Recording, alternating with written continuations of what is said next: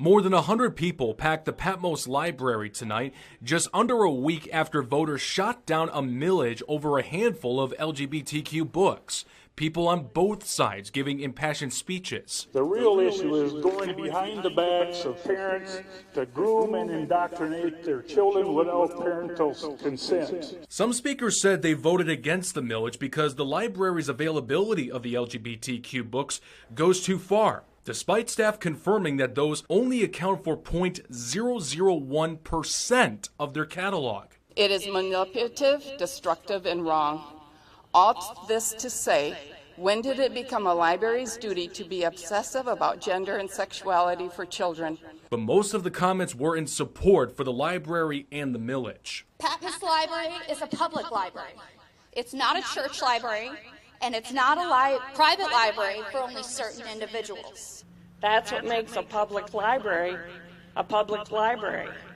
I can take out the books I think are appropriate for me and my family, and you can take out books and other materials that are appropriate for your family at the age that they are at. It's not a children's library, it's a public library. Connor Cook spent 2.5 summers helping the children's librarian at Patmos.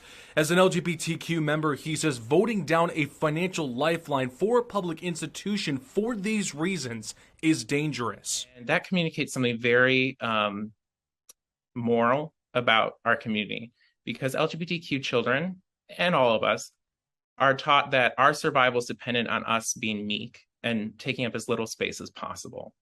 And this week we learned that 0.001% was too much space. In regards to with the millage being voted down, ultimately, if nothing happens, the doors would close. With the library's future in jeopardy, Marcia?